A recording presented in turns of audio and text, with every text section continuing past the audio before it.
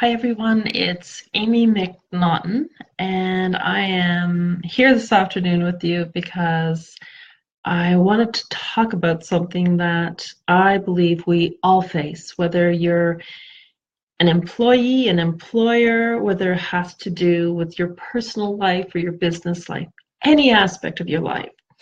And what I want to talk about is the stories that come up when you start to do something you've never done before. And why I wanted to have this conversation today is that here I am myself about to engage something that I'm going to be honest, it's scaring the crap out of me. You know, um, when I say it's scaring me, it's not, I'm going to say it's not really fear. It's like that, holy crap, can I do this?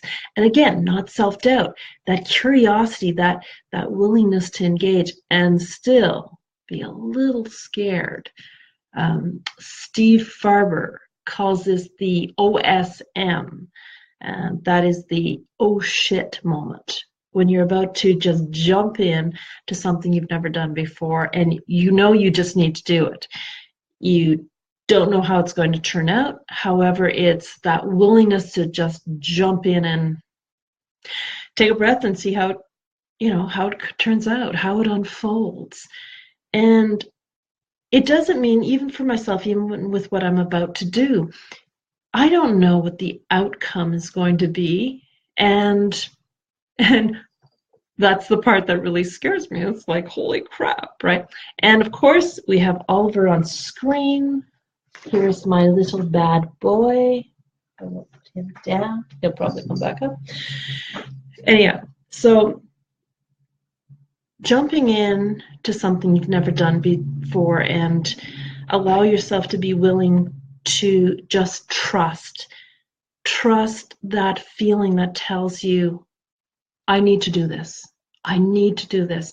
And it's not for the accolades or anything else. It's not for being recognized as for what you're doing. And I am a little lost for words right now because this is for me it's big. So I'm gonna backtrack a little bit. Last weekend I was at it was an extreme leadership event and it was absolutely spectacular.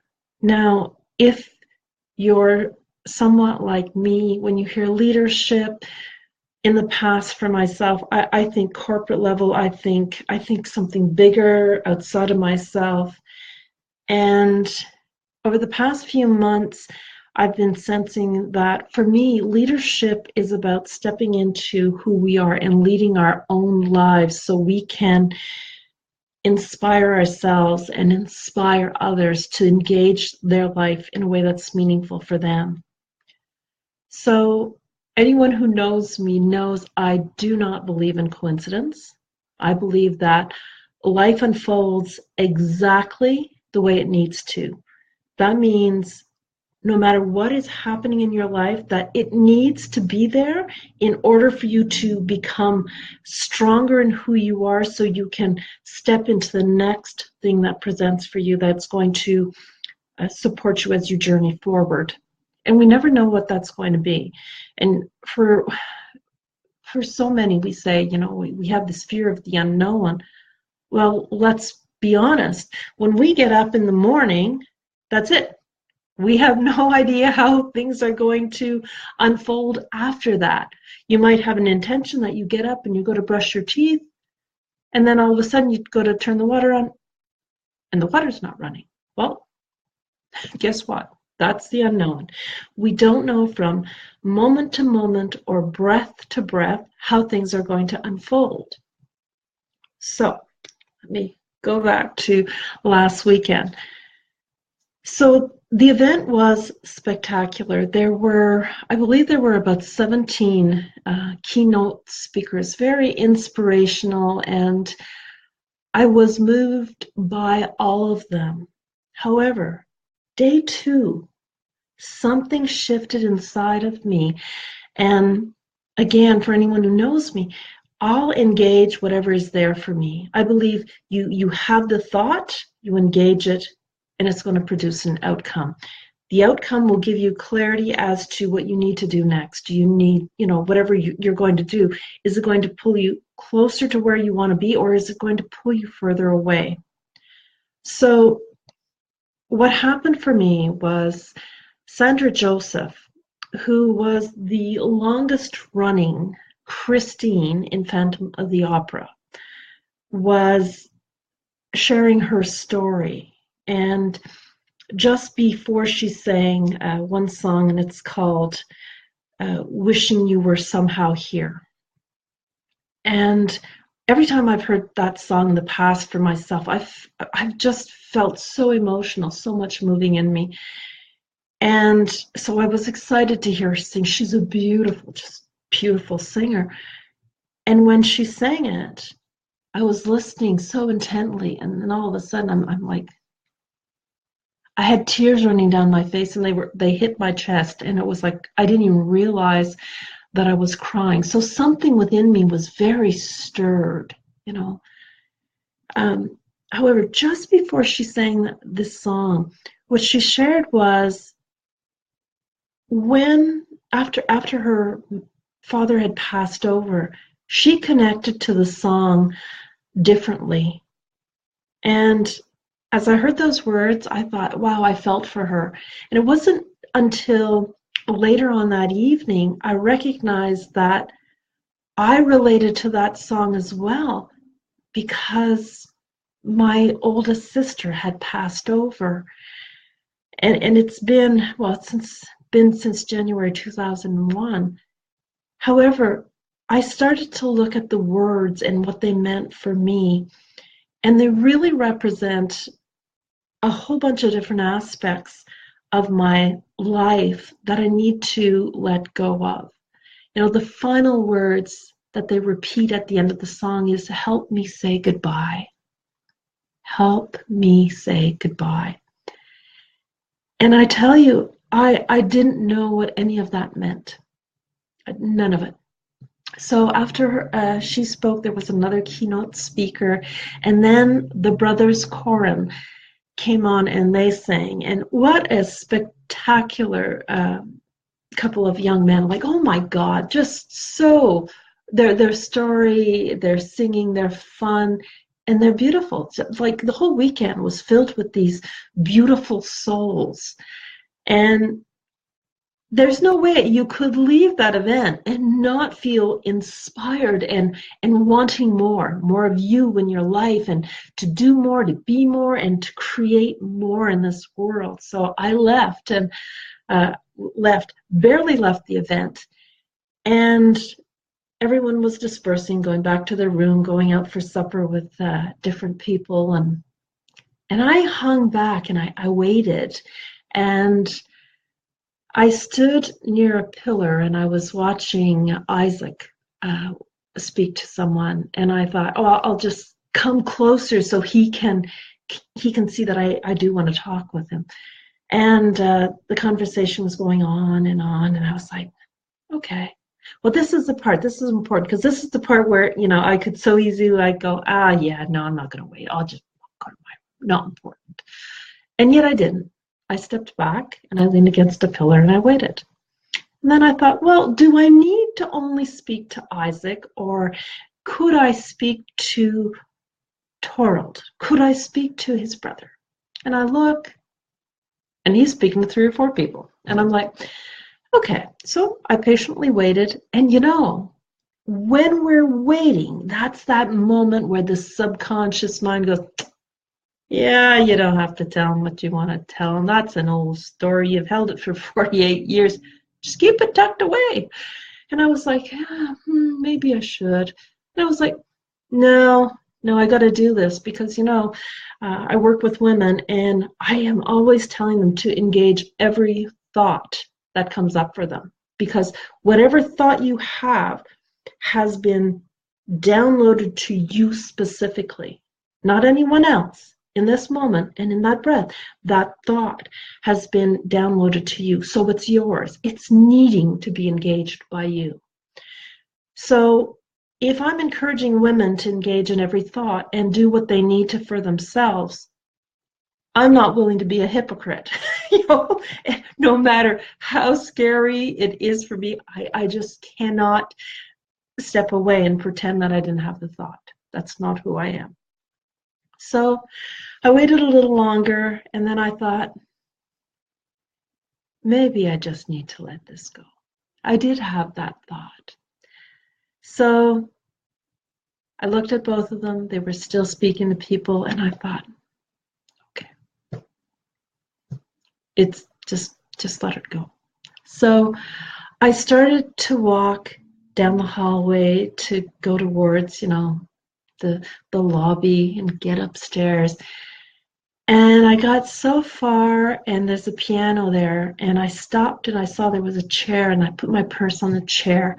And I have no idea why, because if anyone who knows me and technology and phones, like, it's not my thing. But I reach in my purse and I get my phone. I don't even think I looked at anything. I swiped the screen and I looked at things, but I can tell you that I don't know what I saw. So I was going through this motion that says, let's delay myself a little longer to see how I feel at the end. And so I did. I engaged it, and then I stopped, put my phone back in my purse, and then I took a breath, and I walked back. I walked back towards where the brothers were, and they were still engaging in conversation with the same people. And I thought, I'll wait. And so I did. I leaned against the pillar or the post again and waited. And at one point I glanced, and Torald had just finished speaking with those people that he was speaking with earlier, and they dispersed. And as I looked, so did he. He was walking away, and I was like, it wasn't a sigh of agitation. It was just like, just that exhale, that breath of consideration. Now what? What do I do next? And I kid you not, he was about a good 20, 30 feet ahead, and he's headed that way. There's no one in front of him. There's no one behind him. And he turns around, and we make eye contact, and he starts to walk back. Hello. Universe, God, source, call it whatever you want. He came back. And then suddenly all these voices came up in my head, and it was, this is silly, However, I had him in front of me now. Can't walk away now. So I shared with him something that I had never shared with anyone in my entire life. And I mean my entire life. I don't think my husband knew, my daughter knew, no one has known. My mom may have known. She has passed over. However, she may have known this about me, or maybe had forgotten. I know I had forgotten. However, with all this singing in the afternoon and at the event, and all these spectacular stories, something within me like opened up. So I took a deep breath, and I shared with him, very giddily and almost embarrassed. I shared with him that since I was 4, when I was 4 at least, I wanted to be a singer. And I shared with him that when I was about 11 or 12, 10 or 11, my mom was going to pay for singing lessons for me. And at the last minute, I chickened out. And though I wish she may have pushed me a little, she didn't. And again, I trust life unfolds exactly the way it needs to. So here I am standing in front of this incredible young man. They're brilliant. The pair of them are just brilliant. And so I shared some thoughts. And then he asked a question. He's like, one of those, And he said, what would your life be like if you brought music into your life, into your business, into your, personal life, what would it look like? Because he asked me, what do I do? I shared with him that I work with women and, I show them how to make themselves a priority and, really, be the more that they can in life. And when he asked me, what would my life be like? I was like, I'm sure it was more like the deer in the headlights look like, what? And yet, apart from that almost shock, my eyes filled with tears. And the body doesn't lie, right? It tapped into something. So he asked me if I would be willing to give him my contact information so we could connect when, he got back home and I got back home. And I said yes. So, gave him my contact information. And then Monday morning, I'm at the airport and my flight's delayed, so I had a little bit more time. So I went and I had my lunch, and I thought I need to connect with him and let him know, just share some thoughts with him. So I did. And then what I knew was going to happen surprisingly happened. He contacted me, and all I could think was, holy crap, what did I just do? What did I just do? And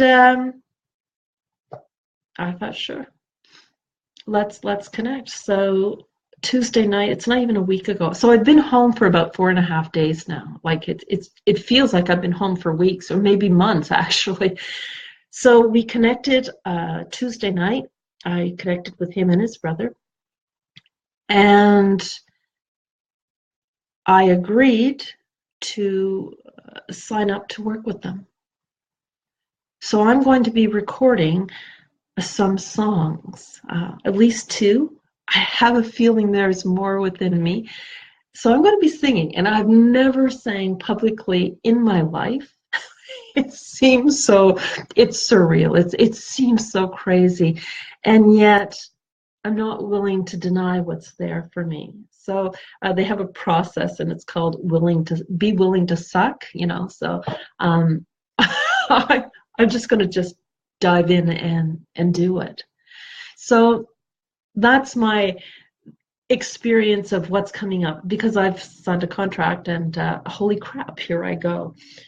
I don't know what it's going to be like. I don't know how it's going to unfold. However, I know that there are so many of us that have these thoughts, these desires to do more in our lives. And, we stop and we allow ourselves to step back and step away from it, when really we need to step into it and not necessarily allow ourselves to suck.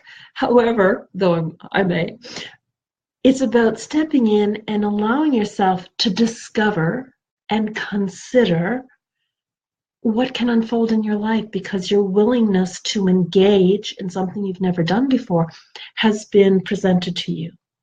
And the moment you have that desire, the opportunities have already been laid out in front of you. The only thing that is required for you is to engage, step into it, and just do it. And it's the language of let the chips fall wherever they may. It's not that. It's about just engage and trust. Trust yourself, the feelings in your body. Trust the unknown, because really we don't know anything. We have no idea. Just trust the process and be willing to step into something you've never stepped into before, knowing that it's going to help you gain clarity and become more of the person that you're meant to be in this world. So there's no one alive that doesn't have something, thank you, Jill. I called you Jill Marie when I saw you. Just step in and be willing to be who you are. Don't worry about other people's stories. They're their stories. And if they feel fear, that's their fear. Don't take it on. Don't take responsibility for something that's not yours. Enough of that crap. Throw that to the wayside. So if you have something inside of you, something that is stirring, and you have this yearning for more, don't talk yourself out of it. Talk yourself into it. And, I'm going to be quite honest, because this seems such a crazy ass idea, I'm going to be recording songs. Like, what the frig? Like, what? I wasn't going to tell anyone. Right? And I'm always telling women not to hide. Like, what? I had to. I have to be here. I have to share it with you, because I have been met with some really positive response. And some of the women who have known me, who work with me, their thoughts are like, of course you're going to be an inspirational speaker.